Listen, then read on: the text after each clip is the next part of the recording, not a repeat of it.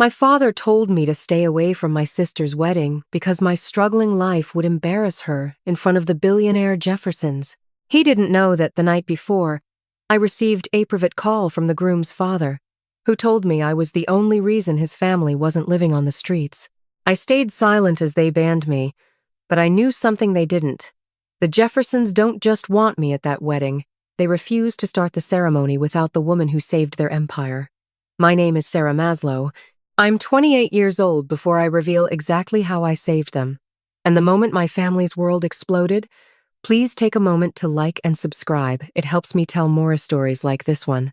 Also, drop a comment telling me where you're watching from and what time it is there. I love reading where you guys are tuning in from.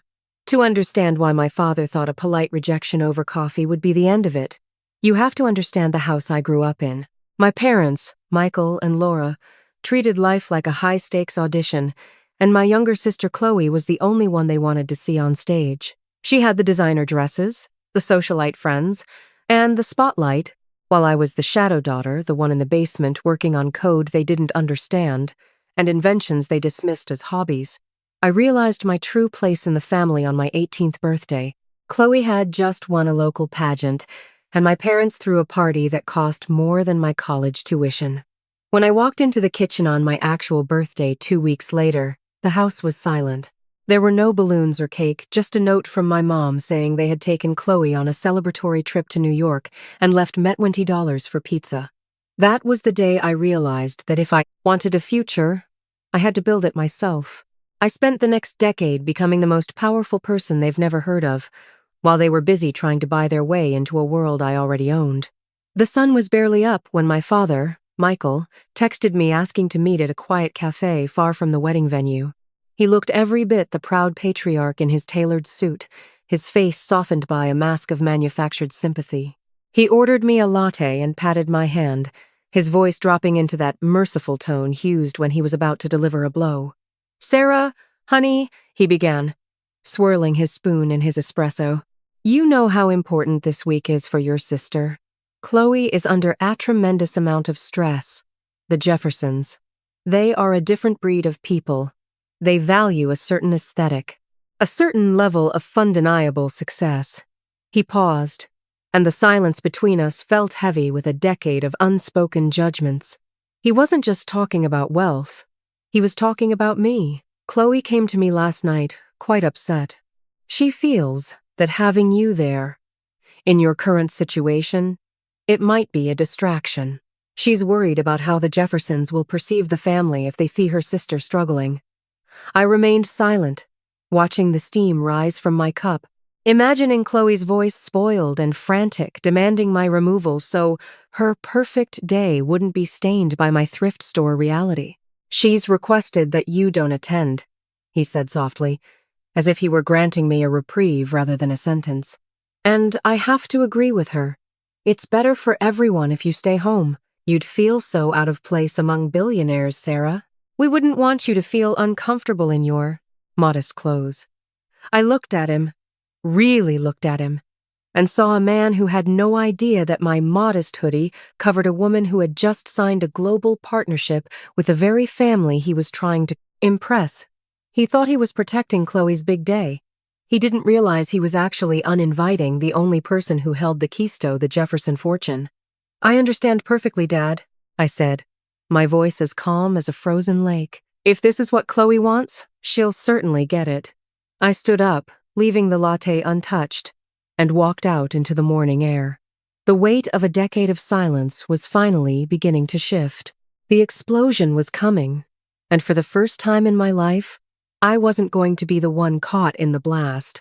While my father sat in that cafe, convinced he was protecting his social standing from a struggling daughter, he had no idea that I was the only reason the Jefferson name still held any value at all. To the world, I was just Sarah Maslow, the girl with the outdated laptop and the quiet disposition. But in the digital underworld, I was a ghost, the architect of an AI sentinel that breathed and lived within the servers of the world's most powerful corporations. 6 months ago, that sentinel began to scream, and the sound it made changed the course of my life and the Jefferson legacy forever. It was 3 a.m. on a rainy Tuesday when the alert hit my private terminal. My algorithm, designed to detect the microscopic tremor-soft financial fraud before they become earthquakes, had flagged a series of nested transactions within the Jefferson Group. Someone on the inside, someone high enough to have master keys, was systematically draining the company's liquidity into offshore shells. It wasn't just a theft, it was a silent coup. By dawn, the Jeffersons would have been billion-dollar paupers, their legacy erased by a stroke of a keyboard. I remember the adrenaline, the cold clarity of the code reflecting in my glasses as I traced the digital breadcrumbs. I could have stayed silent. I could have watched the empire crumble and seen my sister's perfect fiancé lose everything before the engagement even made the papers. But I didn't. I spent 4 hours building an airtight encryption wall to freeze the transfers and compiled a dossier that laid out the treason in undeniable detail. Using an anonymous, high-security channel, I bypassed the company's compromised security and sent the file directly to the personal tablet of the patriarch himself, the groom's father. I didn't ask for money. I didn't sign my name. I simply attached a note. The calls are coming from inside the house. Fix it. The fallout was immediate and invisible to the public. The traitors were purged, the funds were recovered, and the Jefferson empire stood firmer than ever. They spent millions trying to track me down, desperate to find the guardian angel who had saved them from total annihilation. While they were searching the globe for a high-tech firm or a foreign intelligence agency, I was sitting at my parents' dinner table, being lectured by my mother for wearing a drab sweater to Chloe's bridal shower. I watched the Jeffersons from the shadows, seeing them at charity galas and on the news, knowing that every diamond Chloe flaunted and every champagne toast they shared was bought with the fortune I had saved. My family saw a girl who couldn't afford a ticket to her sister's world. I saw a family of titans who owed me a debt they could never truly repay. The Jeffersons were looking for a savior, but they were about to find a sister, and the revelation was going to be more explosive than any fraud I had ever uncovered. While my father was busy calculating the social cost of my presence at a cafe, the digital world was already crowning me a queen. The guardian angel incident with the Jeffersons had been the final rigorous field test my AI needed. Within weeks of that silent victory, the floodgates opened. I wasn't just Sarah Maslow, the girl in the oversized hoodie anymore. I was the founder of Auratech, and the global titans of industry were finally knocking on my door. The transition was dizzying. One morning, I was meticulous counting pennies for a subway fare, and the next, I was sitting in a glass-walled boardroom on the 50th floor, watching a team of lawyers finalize a partnership deal with a conglomerate that made the Jefferson Group look like a local startup. The contract sitting in front of me was worth more than the Maslow's entire ancestral line. As I signed my name in elegant, fluid strokes, the CEO of the partnering firm stood up, shaking my hand with a look of genuine awe. "This technology is going to change the world, Sarah," he said. "You've built something that makes fraud physically impossible." I walked out of that building into the blinding sunlight, my phone buzzing incessantly in my pocket. For a second, I allowed myself to hope. Perhaps my mother had heard a rumor? Perhaps she was calling to say she missed me? I pulled the device out, only to feel that familiar, cold shard of reality pierce through my excitement. It was a text from Laura Maslow. "Sarah," the message read, the tone sharp even in digital form. "I'm sending this to make sure we're on the same page. Chloe's wedding weekend starts tomorrow. The Jeffersons will be everywhere, and the press is already hovering. Please, for everyone's sake, stay out of the city. Don't go to your usual spots. And certainly don't try to drop by the house. We need this weekend to be perfect, and your aesthetic just doesn't fit the brand we're building. I've sent you a gift card for a nice dinner in the suburbs. Just stay out of sight, okay?" I stared at the screen, the weight of the billion-dollar contract in me bag feeling heavier than ever. My own mother was paying Meadow be a ghost in my own city, terrified that my struggling life would stain her perfect social ascent. She wanted me to hide in the suburbs, while she toasted to a future built on a partnership with a family that actually worshipped the ground I walked on. A slow, chilling smile spread across my face. They wanted a ghost? Fine. I would stay out of sight for now. But what my mother didn't realize was that ghosts have a way of appearing exactly when you least expect them, and when I finally stepped back into their light, the brand she was so desperately building wouldn't just be stained. It would be incinerated. I tucked my phone away, ignored the gift card, and hailed a car. I had a wedding to prepare for, even if my name wasn't on the guest list yet. While my mother was busy visualizing a wedding free of my embarrassing presence, the universe was busy aligning the stars for a collision she never saw coming. It happened 24 hours before the first champagne cork was destined to pop. In the one place the Maslows assumed I didn't exist. The inner sanctum of the Jefferson family estate. For months, I had been a shadow to them, a digital ghost named Aura, who had snatched their legacy from the jaws of a $500 million defeat. But secrets, like water, eventually find a way to the surface. And on the eve of the wedding, the dam finally broke.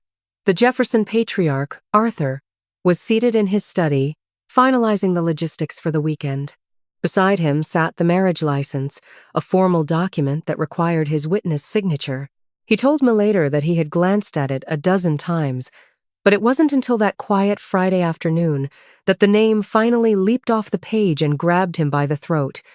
Sarah Maslow! He froze, his spin hovering inches above the paper.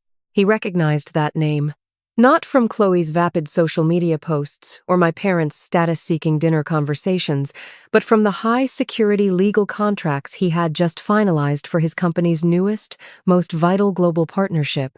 He had spent weeks admiring the genius of Sarah Maslow, the woman whose AI was now the backbone of his empire. He had assumed it was a coincidence of names after all. The Maslows had described their daughter Sarah as a struggling, reclusive hobbyist who barely made rent. "Matthew," Arthur called out, his voice thick with a sudden surging realization. When the groom entered the room, Arthur pointed at the document with a trembling finger. "This is her. Chloe's sister is this Sarah Maslow? The visionary from Auratech? The woman who saved our lives?" Matthew, who had always been polite but distant toward my family's drama, looked at the name and then back at his father. I think so, Dad. Chloe mentioned her sister does something with computers, but she usually just calls her the family's charity case." "Why?" Arthur let out a laugh that was part shock and part pure, unadulterated joy. "Charity case? Matthew, this woman is a titan. She's the most brilliant mind I've encountered in 30 years of business." He leaned back, a wide, triumphant smile spreading across his face. "To think, we aren't just gaining a daughter-in-law tomorrow, we're welcoming a genius into our bloodline. I want her at the rehearsal dinner tonight. I want her in the front row tomorrow. We owe her everything." He reached for his phone, his eyes shining with the excitement of Eamon who thinks he's about to surprise his new family with a celebration of their own hidden greatness. He had no idea that, when he asked Michael Maslow where his heroic daughter was, he wouldn't find a proud father, he would find a man who had just traded a diamond for a piece of glass, and the fallout was going to be breathtaking. While the Jefferson estate was vibrating with the shock of Arthur's discovery, the Maslow family was waking up to what they believed was the pinnacle of their lives. The morning of the wedding arrived with a crisp, expensive breeze that smelled of imported lilies and the kind of success my parents had spent 30 years chasing. In the bridal suite of the most exclusive hotel in the city, the air was thick with hairspray and the frantic energy of people who had finally reached the inner circle. My brother, Jake, stood by the window in a tuxedo that probably cost more than my first 3 computer rigs combined. He was adjusting his cufflinks, a smug, carefree grin plastered across his face as he watched the billionaire guests begin to arrive in a parade of black town cars. "Man," he chuckled, checking his reflection and slicking back his hair. "Can you imagine Sarah right now? She's probably sitting in that cramped apartment of hers, staring at a flickering monitor and eating cold noodles while we're literally rubbing shoulders with the gods of tech." My mother, Laura, didn't even look up from the mirror as she fastened a diamond necklace, a piece she had borrowed specifically to look Jefferson adjacent. She let out a soft, dismissive huff. "Don't be cruel, Jake. But yes, your father was right to handle it the way he did. Chloe needs to be surrounded by beauty and influence today. Having Sarah here in one of her projects would have just invited awkward questions. It's a mercy, really. She's much happier in the shadows. I just hope she isn't checking Instagram. Chloe chimed in, her voice muffled as a stylist applied a final layer of gloss to her lips. She stood up, her white gown cascading around her like a cloud of pure vanity. I don't want her crying and calling Dad in the middle of the ceremony because she's jealous. This is my moment. It's about the Jefferson name now, not the Maslow baggage. They all laughed, a light tinkling sound that echoed off the marble walls.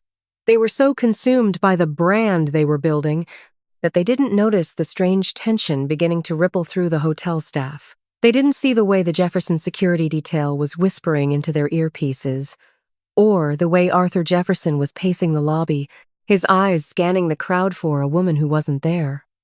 While Jake joked about my jealousy and my parents toasted to their newfound status, I was sitting 10 floors above them in Aprovit's suite, booked under my corporate alias. I wasn't crying, and I certainly wasn't jealous. I was watching a live feed of the stock market as Oratech's valuations soared, and I was waiting for the clock to strike noon. My family thought they were stepping onto an altar to join a dynasty. They didn't realize they were actually walking onto a stage where the curtain was about to rise on the biggest mistake of their lives. The Maslows were ready for awing. I was ready for a reckoning. The heavy oak doors of the cathedral swung open, and the organ swelled into a triumphant march that cost more than most people's annual salary. It was the moment my father, Michael, had been dreaming of, the grand walk down the aisle that would cement the Maslow name into a dynasty of tech royalty. But as he stepped forward with Chloe on his arm, the music didn't just stop, it was silenced. Arthur Jefferson, the patriarch of the empire they were so desperate to join, had stood up in the front pew, his hand raised in a sharp, command-like gesture that froze the entire room of 500 elites in a stunned silence. "Arthur?" Michael whispered, his smile faltering as he stopped mid-stride. "Is everything all right?" Arthur didn't look at the bride. He didn't look at the flowers or the cameras. His eyes were scanning the front rows with a fierce, mounting confusion that quickly sharpened into something much colder. "Where is she, Michael?" he asked, his voice projecting through the hollow silence of the cathedral. "Where is Sarah? I've looked at the seating chart 3 times. My son's partner, the woman who saved the very foundation of my company, is not in the front row. In fact, I don't see her in this room at all." A ripple of panicked murmurs broke out among the guests. Michael's face went from a proud flush to a ghostly, sickly white. He looked at my mother, Laura, whose hands were trembling so violently her program fluttered to the floor. "Sarah?" Michael stammered, his voice cracking. She's just not into these high-pressure settings, Arthur. She's quite shy. She preferred to stay home and celebrate in her own way. You know how she is modes thabbits." Arthur's eyes narrowed, a dangerous glint appearing in them as he stepped out into the aisle, blocking their path. "Modest habits?" "Michael, I'm talking about Sarah Maslow, the CEO of Oratech. The woman I spent 4 hours on a secure line with last night finalizing the most important merger in my family's history. You're telling me that the most brilliant mind in this city decided to skiff her own sister's wedding to stay in a studio apartment?" The silence that followed was suffocating. I watched from the hidden choir loft above, looking down at my father as he began to physically shrink under Arthur's gaze. He looked like a man who had just realized he'd thrown away a winning lottery ticket because he didn't like the color of the paper. Chloe's face was a mask of crumbling porcelain, her perfect moment rotting in real time. I'll call her," Michael fumbled, reaching into his tuxedo pocket with shaking fingers. "I'm sure I can get her here." "Don't bother," Arthur snapped, his voice echoing like a gavel. "If she isn't here, it's because she wasn't wanted. And if the woman who saved my family isn't good enough for yours, then this union is built on a lie." The curiosity in the room turned into a hungry, predatory heat. Everyone wanted to know, who was the invisible sister that a billionaire was willing to stop a wedding for? And where was Shay now? They didn't have to wait long. My phone buzzed in my hand, a text from Arthur's personal security. "The stage is set. Your car is downstairs." It was time for the poor sister to make her final appearance. The silence in the cathedral wasn't peaceful, it was a vacuum, sucking the oxygen out of the room as my father scrambled to bury the truth under one last, desperate layer of deception. He was standing in front of the most powerful man in the city, sweating through his $3,000 tuxedo, trying to explain away the absence of the woman Arthur Jefferson considered a saint. I watched from the shadows of the loft, my hand gripping the cold stone railing. This was the moment where the Maslow mask wouldn't just slip, it would shatter. "Arthur, please," Michael said, his voice forced into a pitch of fake paternal concern. He let out a dry, nervous laugh that echoed awkwardly against the vaulted ceilings. "You know how Sarah is. She's always been difficult. We practically begged her to come. We truly did. But she's always had a bit of a chip on her shoulder. She told us she wasn't interested in such a hollow display of wealth. She'd rather be in her dark room with her gadgets than support her own sister. It's heartbreaking, really, but we couldn't force her." Beside him, my mother, Laura, nodded vigorously, her eyes wide with a frantic performative sadness. "It's the truth, Arthur. We even offered to buy her a dress, to handle everything, but she was quite adamant. She said she didn't want to be part of this world. We didn't want to ruin Chloe's day by bringing up Sarah's resentments." For a second, it looked like Arthur might buy it, but then a new voice cut through the air. Matthew, the groom, stepped down from the altar. He wasn't looking at his father. He was staring at Michael with a look of dawning horror. Matthew was a man of logic and observation, and the math of the Maslow's lies was no longer adding up. "That's strange, Michael," Matthew said, his voice quiet, but carrying to the back row.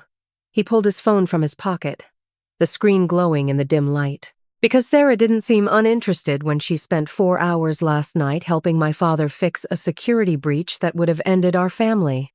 And she didn't seem resentful when she sent me a congratulatory email 12 weeks ago, an email where she mentioned how much she'd miss being here since she hadn't received an invitation."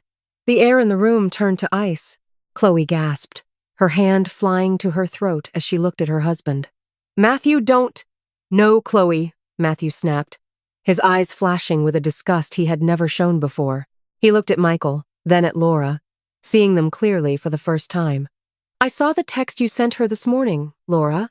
My mother accidentally saw it on your phone while you were getting ready. You told her to stay out of sight so she wouldn't ruin the brand. You didn't invite her. You banned her." The curiosity of the guests had shifted into a predatory hunger. The perfect Maslows were being stripped bare in front of their idols. Matthew stepped back from Chloe, moving toward his father. He wasn't just a groom anymore. He was a Jefferson, and he had just realized he was about to marry into a nest of vipers. The wedding was still standing, but the foundation was already dust. And downstairs, the car door was opening. I was no longer a ghost. I was the reckoning they had invited. The air in the cathedral didn't just turn cold. It became electric. The kind of heavy, ionized stillness that precedes a devastating lightning strike. Matthew's revelation had stripped the Maslows of their dignity, but it was Arthur Jefferson who was about to strip them of their future. He stepped fully into the center of the aisle, turning his back on my father to face the 500 titans of industry, politics, and media filling the pews. The curiosity that had been simmering in the room finally boiled over as Arthur raised his voice, not in anger, but in a booming, righteous proclamation that silenced the very heartbeat of the room. "For months," Arthur began, his gaze sweeping across the elite crowd, "this city has whispered about the Auratech miracle. You've all wondered who the genius was that developed the Sentinel AI currently securing the world's most sensitive data.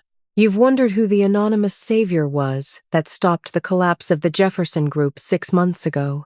He paused, his eyes landing on my parents, who looked like they were trying to physically disappear into the stone floor. "I am proud to tell you that the woman is Sarah Maslow. The woman her own father just called difficult and uninterested is the most brilliant partner the Jefferson family has ever known." A collective gasp, sharp and jagged, ripped through the congregation. The poor sister wasn't a charity case. She was the architect of the new digital age. The guests weren't looking at Chloe's designer gown anymore. They were staring at the empty seat in the front row where a billionaire visionary should have been sitting. Arthur turned back to Michael, his face a mask of iron. "You told me she was an embarrassment. You told me her aesthetic didn't fit our world. But the truth is, Michael, your family isn't worthy of her world. You've spent your lives chasing the appearance of success while discarding the only person among you who actually achieved it." Arthur looked at his son, Matthew, who was already stepping down from the altar, his eyes fixed on the exit. "We do not build legacies with people who treat their own blood with such calculated cruelty. There will be no wedding today.